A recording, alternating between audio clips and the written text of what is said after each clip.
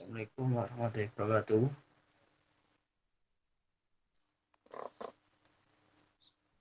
Sebelumnya perkenalkan, nama saya Firza Imamuddin Sarvani dari kelas D4B Teknik Mesin. Di sini saya akan mempresentasikan hasil resume saya yang berjudul Peraturan dan Tata Kelola K3 berdasarkan Undang-Undang Nomor 1 Tahun 1970, Undang-Undang Republik Indonesia Nomor 13 Tahun 2003 dan tentang ketenagakerjaan.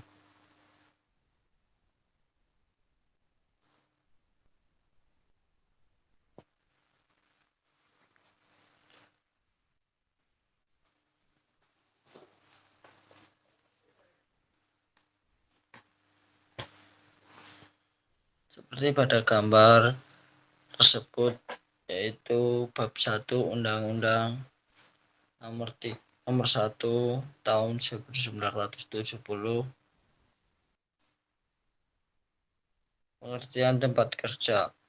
Pengertian definisi tempat kerja menurut Undang-Undang nomor 1 tahun 1970 ialah setiap ruangan atau lapangan, baik terbuka atau tertutup, bergerak maupun menetap, di mana terdapat tenaga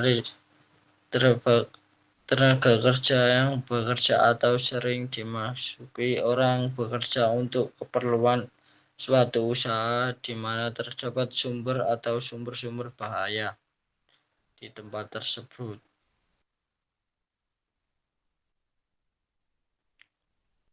Berikutnya yaitu tujuan. Ada 3 tujuan utama penerapan K3 berdasarkan Undang-Undang Nomor 1 Tahun 1970 tersebut. Antara lain yaitu melindungi dan menjamin keselamatan setiap tenaga kerja dan orang lain di tempat atau lapangan kerja. 2. Menjamin setiap sumber produksi dapat dilakukan secara aman dan efisien. 3. Yaitu meningkatkan kesejahteraan, kenyamanan, dan produktivitas nasional.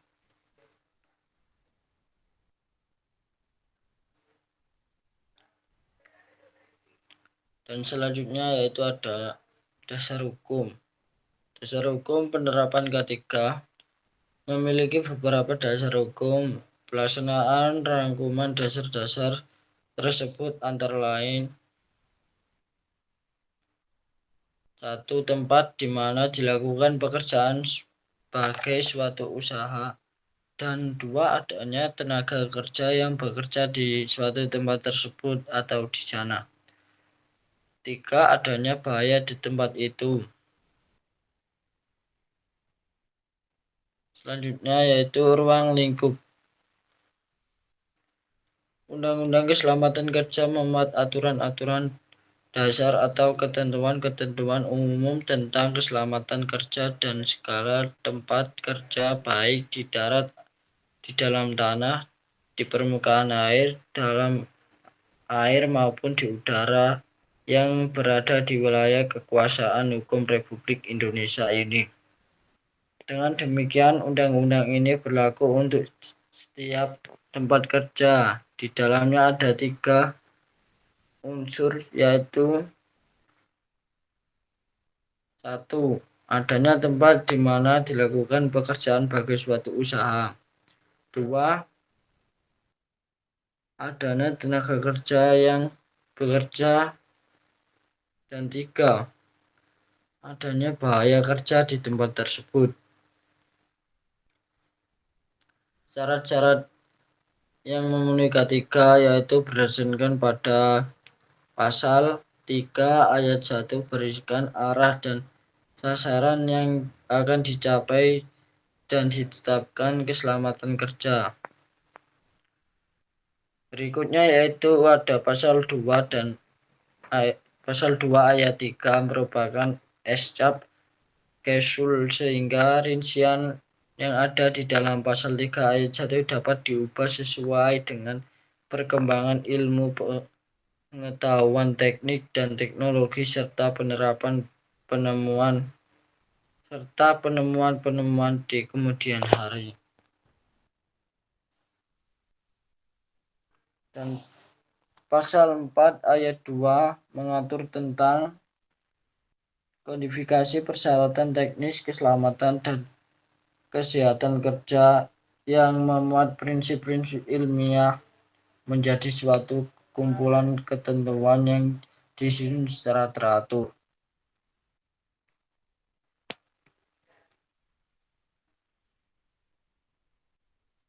Berikut ada pengawasan kerja, pembinaan ketika, dan ketentuan pelanggaran.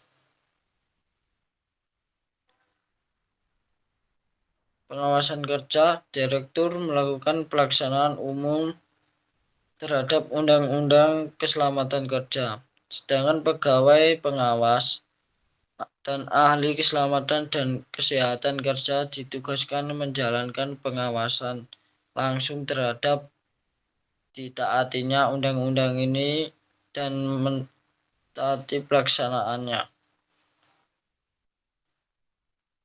Pembinaan ketiga. Undang-undang keselamatan kerja ini mengatur tentang kewajiban pengurus dan melaksanakan keselamatan dan kesehatan di tempat kerjanya. Selanjutnya yaitu ketentuan pelanggaran. Berdasarkan pada undang-undang yang saya rangkum ini, ancaman hukum dari pelanggaran ketentuan undang-undang keselamatan kerja adalah hukuman kurungan selama-lamanya, yaitu kurang lebih 3 bulan, atau denda setinggi-tingginya yaitu Rp100.000. Proses dilaksanakan sesuai dengan Undang-Undang Nomor 8 Tahun 1900 tentang KUHP. Dan berikut ini ada peraturan pelaksanaan. Peraturan pelaksanaan meliputi 1, yaitu peraturan pelaksanaan dikelompokkan. Peraturan pelaksanaan yang bersumber dari Ferguson VR 1910 berupa peraturan khusus yang masih diberlakukan berdasarkan pasal 17 Undang-Undang Keselamatan Kerja. 2. Peraturan pelaksanaan yang dilakukan berdasarkan Undang-Undang Keselamatan Kerja sendiri sebagai peraturan organiknya. Selanjutnya yaitu bab 2. Dasar-dasar keselamatan dan kesehatan kerja K3. Dan tujuan K3.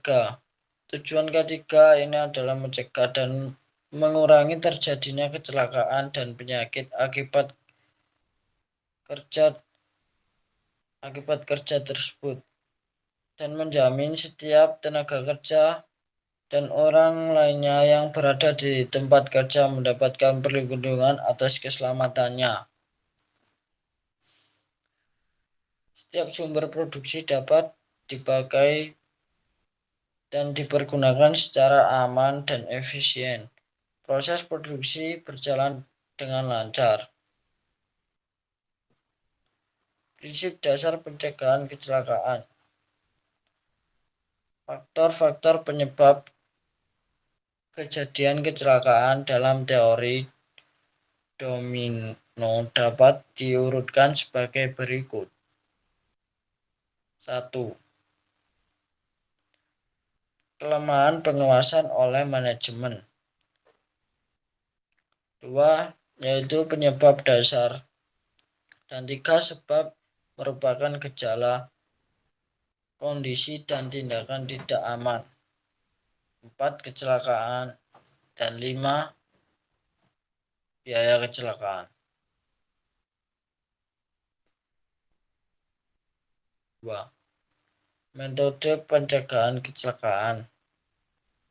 Dalam upaya pencegahan kecelakaan ada 5 tahap pokok, yaitu organisasi ketiga. 2. Menemukan fakta atau masalah survei, inspeksi, observasi, investigasi, dan review rekod kecelakaan. 3.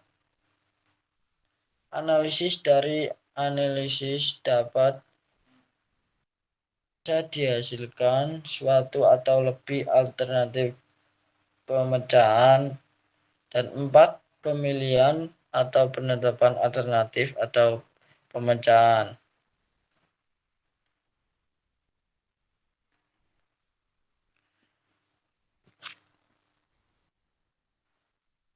Analisis kecelakaan kerja. Menurut peraturan perundang, setiap kejadian kecelakaan kerja wajib dilaporkan kepada Departemen Tenaga Kerja selambat-lambatnya 2 kali 24 jam.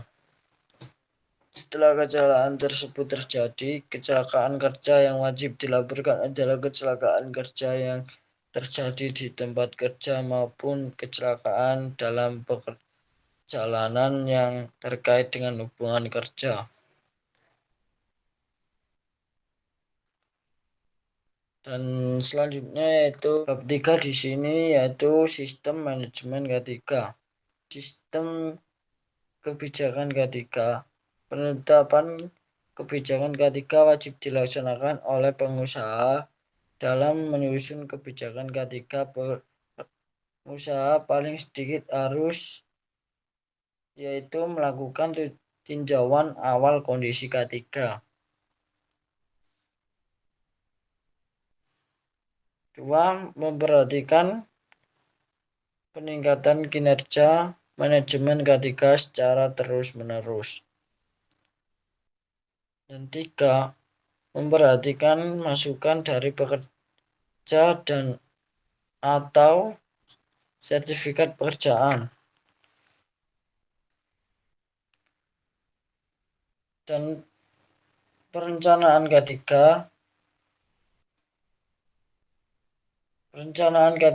ini, dalam menyusun rencana K3, pengusaha harus mempertimbangkan hasil penelaahan awal dan identifikasi proses bahaya, penilaian dan pengendalian risiko,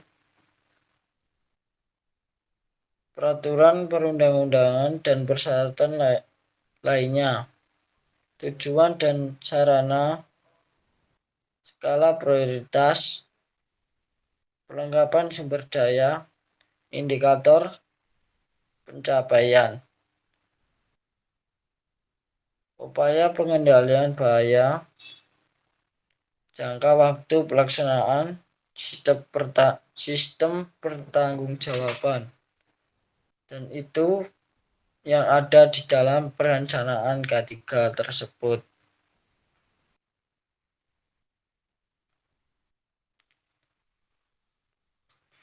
Pelaksanaan rencana K3. Pelaksanaan rencana K3 wajib dilakukan oleh pengusaha berdasarkan rencana K3 yang ditetapkan. Dalam melaksanakan rencana K3, pengusaha harus didukung oleh sumber daya manusia di bidang K3, prasarana dan sarana. Sumber daya manusia di bidang K3 ini dimaksud harus memiliki kompetensi kerja yang dibuktikan dengan sertifikat dan kewenangan di bidang K3 dibuktikan dengan surat izin kerja atau operasi dan atau surat penunjukan dan instruksi yang berwenang. Sedangkan untuk prasarana dan sarana paling sedikit terdiri dari organisasi atau unit yang bertanggung jawab di bidang ketiga, anggaran yang memadai perusahaan tersebut, produser operasi atau kerja informasi pelaporan serta pendokumentasian dan instruksi kerja.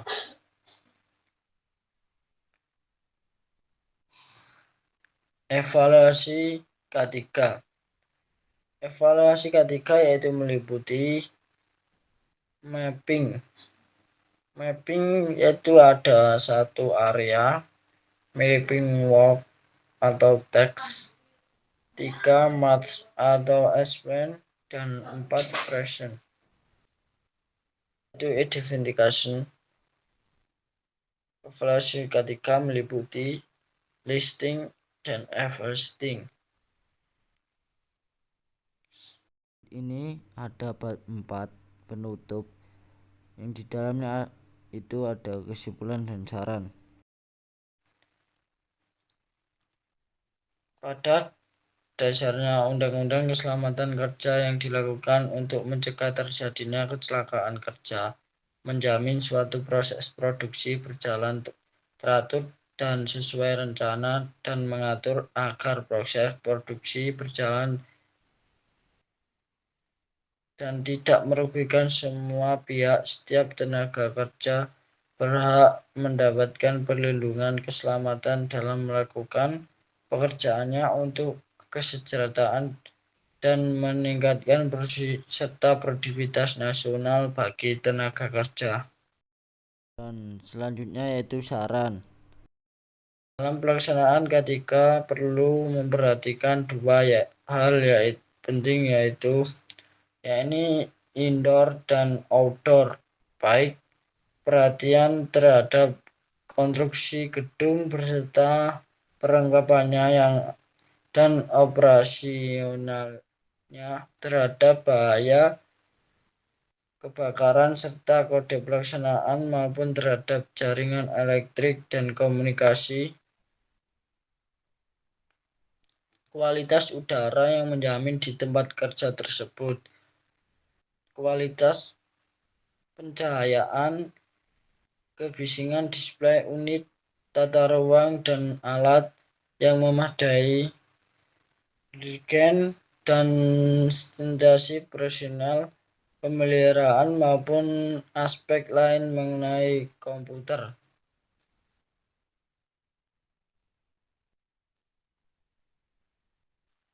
Dan sekian presentasi dari saya, dan bila ada salah kata mohon maaf yang sebesar-besarnya. Dan sekian, terima kasih. Assalamualaikum warahmatullahi wabarakatuh.